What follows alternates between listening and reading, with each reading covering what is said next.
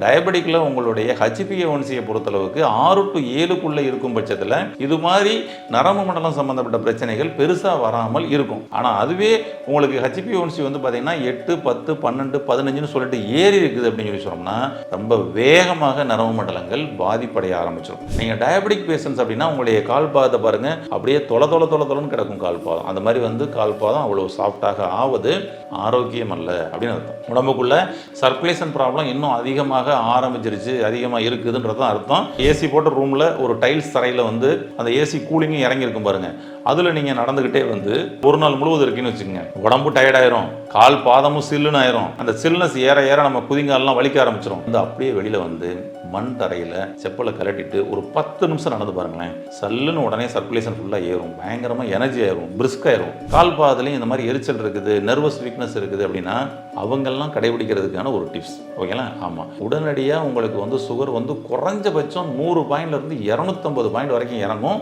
Within ஒரு 30 மினிட்ஸ்லேருந்து 45 மினிட்ஸ்க்குள்ளேயே. எதுவுமே வந்து உள்ள இன்டேக் எடுக்காமலே ட்ரை பண்ணி பாருங்கள். அப்படி என்ன தான் பண்ணணும் அப்படின்னு சொல்லி சொன்னோம்னா,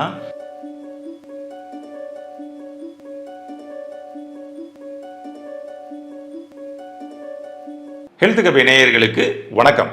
இன்றைக்கி டயபெட்டிக் அப்படின்ற ஒரு விஷயம் வந்துருச்சுன்னு சொல்லி சொன்னோம்னா அது கடைசியில் வந்து பார்த்திங்கன்னா நரம்பு மண்டலங்களையே வந்து இன்றைக்கி வந்து பாதிப்படைய செய்யுது. இந்த நரம்பு மண்டலங்களை பாதிப்படைய செய்யும் பொழுது குறிப்பாக நம்மளுடைய கால் பாதத்தில் தான் வந்துட்டு நரம்பை பிடிச்சி இழுக்குது, நம்னஸ் ஏற்படுது, எரிச்சல் வருது அப்படின்ற ஒரு பிரச்சனையில் இன்றைக்கி இருக்கிறாங்க. அந்த வகையில் இன்றைக்கி அந்த கால் பாத எரிச்சல் இல்லாமல் அதுபோக வந்து நரம்பை பிடிச்சி இழுக்காமல் கால் பாதம் மரத்து போகாமல் இருப்பதற்கு கால் பாதத்துக்கு ஏதாவது ஒரு சொல்யூஷன் இருக்குதா அப்படின்றது தான் இன்னைக்கு நிறைய பேரோட கேள்வியாக இருக்கு. நம்மளோட சுவாசி டயபெட்டிக் நேச்சுரல் கியூர் ஹாஸ்பிட்டலில் நம்மளுடைய மருத்துவ குழு அவங்களுக்கெல்லாம் என்ன சொல்யூஷன் சொல்றாங்களோ அந்த சொல்யூஷனை தான் இன்னைக்கு உங்களுக்கு பதிலாக கொடுக்க இருக்கிறேன். வாங்க பார்க்கலாம். அந்த வகையில் நம்மளுடைய கால் பாதமானது உடம்புல இருக்கக்கூடிய எல்லா உறுப்புகளுடைய நரம்புகளும் முடிவடையக்கூடிய ஒரு இடம் அப்படின்றோம். அதுதான் கால் பாதத்திலேயே அந்த பாத கூசன்ற சிகிச்சை மூலமாக அந்த நாட்ஸை ரிலீஸ் பண்ணுவாங்க சிகிச்சையில். அப்போ உடம்பில் இருக்கக்கூடிய 72,000 நரம்புகளும் நமக்குடைய கால் பாதத்தில் வந்து முடிவடையுதுன்னு சொன்னால் அங்கே சில நாட்ஸுகள்லாம் வந்துடுது. அப்போ அந்த சர்க்குலேஷன் சிக்னல் வந்து போகிறதுல தடை ஏற்பட ஆரம்பிச்சிருது. எப்படி ஒரு டயபெட்டிக் வந்து பார்த்தீங்கன்னா வந்து diabetic retinopathy, diabetic neuropathy, diabetic நெப்ரோபதினு ஒவ்வொரு ஸ்டேஜ்லையும் ஒவ்வொரு மண்டலங்களை பாதிப்படைய செய்தோ அதில் இப்போ இந்த நரம்பு மண்டலங்களையும் அந்த பாதிப்படைய செஞ்சிருக்கு. இது தளர்ச்சியானதுக்கு காரணங்கள் அப்படின்னு சொல்லி பார்த்தோம்னா நிறைய. டயபெட்டிக்கில் உங்களுடைய HbA1c பொறுத்தளவுக்கு 6 to 7க்குள்ளே இருக்கும் பட்சத்தில் இது மாதிரி நரம்பு மண்டலம் சம்பந்தப்பட்ட பிரச்சனைகள் பெருசாக வராமல் இருக்கும். ஆனால் அதுவே உங்களுக்கு HbA1c வந்து பார்த்தீங்கன்னா 8, 10, 12, 15ன்னு சொல்லிட்டு ஏறி இருக்குது அப்படின்னு சொல்லி சொன்னோம்னா ரொம்ப வேகமாக நரம்பு மண்டலங்கள் பாதிப்படைய ஆரம்பிச்சிடும். அப்போ உங்களுடைய கால் பாதத்தில் இது போல் வந்து பாதிப்படைஞ்சிருக்குது அப்படின்னு சொல்லி சொன்னோம்னா அதுக்கு என்ன பண்ணலாம் அப்படின்றது ஈஸியான ஒரு சொல்யூஷன் சொல்கிறேன். அதை சொல்கிறதுக்கு முன்னாடி இன்னும் சில விஷயங்கள் கால் பாதத்தை பற்றி நம்ம வந்து தெரிஞ்சுக்கலாம். வாங்க. என்ன அப்படின்னு சொல்லி சொன்னோம்னா நம்மளுடைய கால் பாதத்தில் தான் எல்லா உறுப்புகளுடைய நரம்புகளும் முடிஞ்சிருக்குன்னு சொல்கிறோமா, அது போக நம்மளுடைய எலும்பு மண்டலம் இருக்குது பார்த்தீங்களா, எலும்பு மண்டலத்தில் 25% எலும்புகள் நம்மளுடைய கால் பாதத்தில் தான் இருக்குது. அதாவது கிட்டத்தட்ட 206 எலும்புகளில் 53 எலும்புகள் நம்மளுடைய கால் பாதத்தில் இருக்குதுன்னா எப்படி இருக்கும் பாருங்களேன். அப்போ நம்முடைய கால் பாதத்தில் 25% எலும்புகள் நம்முடைய கால் பாதத்தில் இருக்குது. அப்போ இங்கே தான் வந்து பார்த்தீங்கன்னா இந்த நரம்பு முடிச்சுகள்லாம் வந்து முடிஞ்சிருக்குது. இது நம்ம கால் பாதத்தை தரையில் நடக்கப்படும் பொழுது நம்ம என்ன சாஃப்டாக இருக்கணும்னு சொல்லிட்டு சாஃப்டான செப்பல் போட ஆரம்பிச்சிடும். உண்மையை சொல்லணும்னா நம்முடைய கால் பாதம் சாஃப்ட் ஆகக்கூடாதுங்க.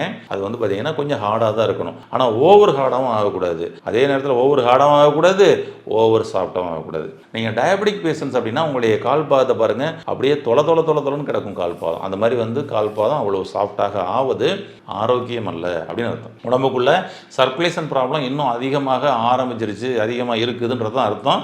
அதனால் கால் பாதத்தை நீங்கள் பராமரிக்கணும் அப்படின்ற பேரில் சாஃப்டான செப்பல் போட்டு பராமரிக்கிறது தவறு தான்.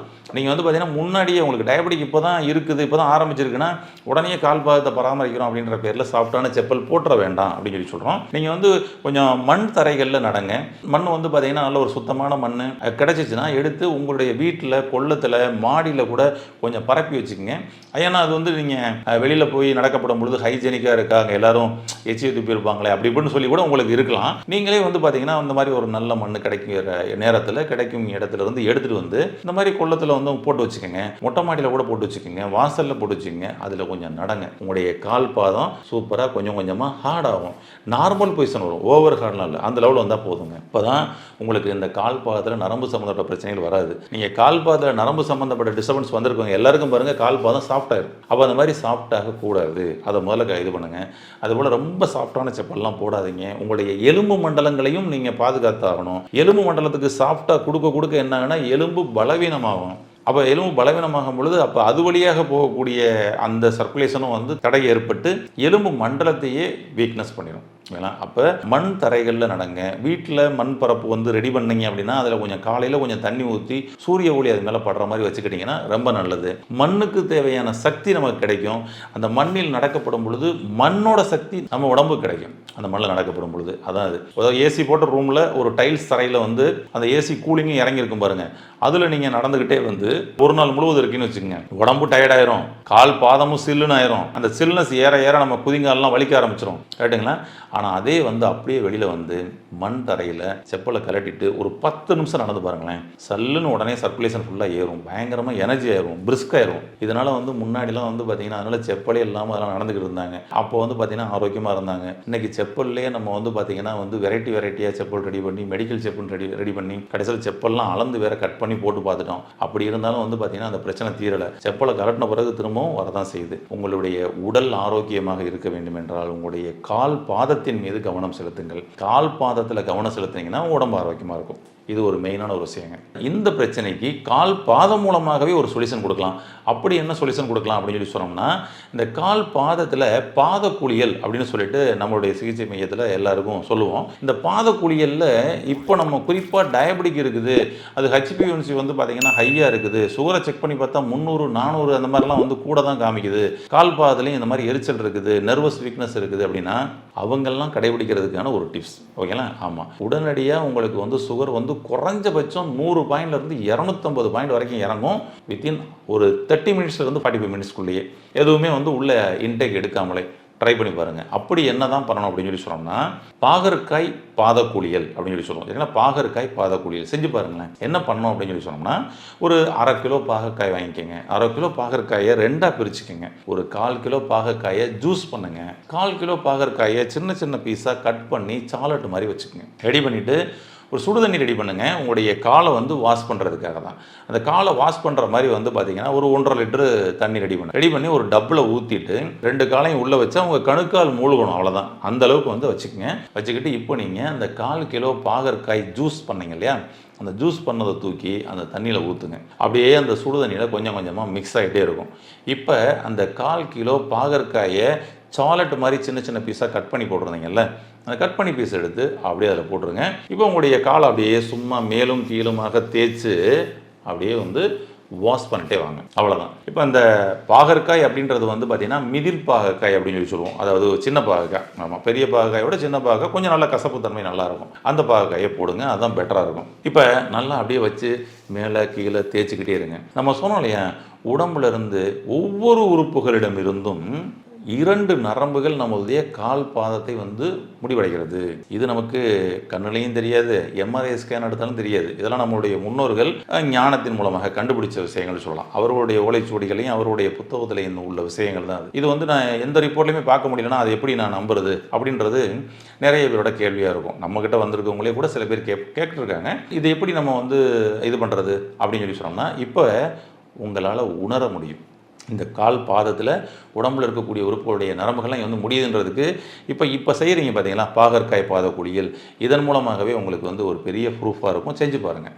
இப்போ பண்ணும் பொழுது என்ன நடக்கும் அப்படின்னா, இந்த பாகற்காயினுடைய கசப்பு சுவை உங்களுடைய நாக்குக்கு வரும். வித்தின் 20 மினிட்ஸ்லேருந்து ½ அன் ஹவருக்குள்ளே உங்களுடைய நாக்குக்கு அப்படியே ஏறுங்க. ஃபஸ்ட்டு வந்து பார்த்தீங்கன்னா கொஞ்சம் கொஞ்சமாக மேலே ஏறி உங்களுடைய தொண்டைக்கு வந்துடும். தொண்டை அப்படியே வந்து ஒரு மாதிரி கசப்புத்தன்மை வந்தோன்னே கரகர அப்படின்னு. அப்போ அந்த கசப்புத்தன்மை தொண்டையிலே தெரிஞ்சிடும். அப்பா அப்படின்னு நிறைய பேர் தொண்டைக்கு வந்தோடனே அப்படியே எடுத்துருவாங்க. ஆனால் தொண்டைக்கு வந்துட்டு திரும்ப நாக்குக்கு ஏறுறது கொஞ்சம் டைம் எடுக்கும். ஒரு டயபெட்டிக் பேஷண்ட்ஸு அவங்க வந்து நார்மலாக மெடிசன்ஸ் மட்டும் எடுத்துக்கிட்டு ஒரு 500 mg எடுத்துக்கிட்டு அப்படின்னு சொல்லி சொன்னோம்னா அவர்களுக்கெல்லாம் வந்து பார்த்தீங்கன்னா ஒரு ½ அன் ஹவர் ஆகும். அதே இன்சுலின் போடுறாங்க, ரொம்பவும் பல வருடங்களாக இருக்குது, ரொம்பவும் சுகர் வந்து ஹையாக இருக்குது அப்படின்னு சொல்லி சொன்னோம்னா அவர்களுக்கெல்லாம் 3/4 மணி நேரம் கூட ஆகும், 1 ஹவர் கூட ஆகும். அவ்வளவு டைம் எடுக்கும் அங்கே அவங்களுக்கு வந்து இந்த கசப்பு சுவை நாக்குக்கு வர்றதுக்கு. ஓகேங்களா? ஆமாம். இதை நீங்கள் வீட்டில் டயபெட்டிக் இல்லாத ஒரு பெர்சன் இருப்பார்ல, அவருக்கு செக் பண்ணி பாருங்கள். ஓகேங்களா? இப்போ டயபெட்டிக் இல்லைங்க அவருக்கு, ஓகே, இதே மாதிரி பாகற்காய் பாதக்குழியை நீ உட்கார வைங்களேன், 5 நிமிஷத்தில் அவர் கசப்பு ஜல்லுன்னு நாக்குக்கு வந்துடும், தொண்டைக்கும் நாக்கும் அப்படியே கசக்குதுங்க அப்படின்னு நினச்சிடுவார். இப்போ புரிஞ்சுக்குவீங்க, உங்களுக்கு உடலில் சுகர் வந்து அதிகமாக இருக்குது, உள்ளுக்குள்ளே அந்த தடைகள்லாம் தாண்டி இந்த கசப்பு சுவை மேலே வரணும். ஆனால் நார்மல் பர்சன்ஸ்க்கு சல்லுன்னு மேலே ஏறுங்க, அவ்வளோதாங்க வித்தியாசம். நீங்கள் ட்ரை பண்ணி பாருங்கள், தினம்தோறும் பண்ணலாம். எத்தனை நாளுங்க பண்ணணும், எவ்வளோ நாளுங்க பண்ணணும்? உங்களுடைய சுகர் 400 இருக்குது, 450 இருக்குது, அதை குறைக்கணும் அப்படின்னா அதை உடனடியாக குறைச்சி கொடுப்பதற்கு இது பயன்படும். இப்போ டயபெட்டிக் இதுவே தீர்வாயிருமா? அப்படிலாம் கிடையாதுங்க. நிறைய காரணங்கள் இருக்கிறதுனால அந்த நோய்க்குரிய மூல காரணம் என்னன்றதை முதல்ல கண்டுபிடிச்சி ஒவ்வொரு நபருக்கும் மாறுபடும். அதன் அடிப்படையில் நம்ம வந்து அதற்கான சொல்யூஷனை கொடுத்தா மட்டும்தான் நீங்கள் வந்து ரிவர்ஸ் டயபெட்டிஸ் அப்படின்ற அந்த ப்ராசஸ்க்குள்ளே நீங்கள் வர முடியும். டயபெட்டிக்லேருந்து ரிவர்ஸ் ஆக முடியும். அதுக்கு வந்து சான்சஸ் இருக்குது. இன்றைக்கி நிறைய மக்கள் வந்து ரிவர்ஸ் ஆகி வந்துக்கிட்டு இருக்கிறாங்க. அதில் நம்ம சுவாசி டயபெட்டிஸ் நேச்சுரல் க்யூர் ஹாஸ்பிட்டலில் நம்ம இதில் கூட வந்து பார்த்திங்கன்னா நம்ம மருத்துவ குழு எல்லாம் ஒரு டீம், ஒரு ஆயுர்வேத மருத்துவர்கள், சித்த மருத்துவர்கள் எல்லாம் வந்து பார்த்திங்கன்னா டீம், அதை வந்து அவங்க வந்து பார்த்திங்கன்னா வந்துட்டு சில விஷயங்களை கொடுத்து ரொம்ப அருமையாக வந்து ரெடி பண்ணியிருக்காங்க. டயபெட்டிக் ரிவர்ஸ் கூட கொண்டு வர முடியும். அது முழுக்க நீங்கள் தான் கொண்டு வர போகிறீங்க, அவங்க கைட் பண்ணுவாங்க, அவ்வளோதான். அப்போ அதுக்கு கொண்டு வர்றதுக்கு இது சப்போர்ட் பண்ணி கொடுக்கும், அவ்வளோதான். மற்றபடி டயபெட்டிக் அப்படின்னா மாத்திரையே இல்லாமல் இதை மட்டும் பண்ணிக்கலாமா அப்படிலாம் இல்லை. இதை எடுத்துக்கிட்டே வர சுகர் குறையும் பாருங்கள், குறைய நீங்கள் மெடிசன்ஸை நிப்பாட்டிக்கலாம். அதுக்கப்புறம் கால் பாதத்தில் இருந்த பல பிரச்சனைகள் இதுக்குள்ளே சரியாகும். அது அப்படியே வந்து பார்த்திங்கன்னா மரத்து போனது, எரிச்சலாக இருந்தது, பிடிச்சி இழுக்கிற மாதிரி இருந்தது, இப்படி பல விஷயங்கள் சரியாகும். ட்ரை பண்ணி பாருங்கள். பாகற்காய் பாதக்குழிகள் உங்களுடைய சர்க்கரையின் அளவை கட்டுப்படுத்தும் முறை கடைபிடித்து என்றென்றும் ஆரோக்கியமாக வாழ வாழ்த்துக்கள். நன்றி. இந்த வீடியோ உங்களுக்கு பிடிச்சிருந்தா லைக் பண்ணுங்க, ஷேர் பண்ணுங்க, கமெண்ட் பண்ணுங்க. மறக்காம ஹெல்த் கஃபே தமிழ் சேனலை சப்ஸ்கிரைப் பண்ணிட்டு பெல் பட்டனை கிளிக் பண்ணிடுங்க.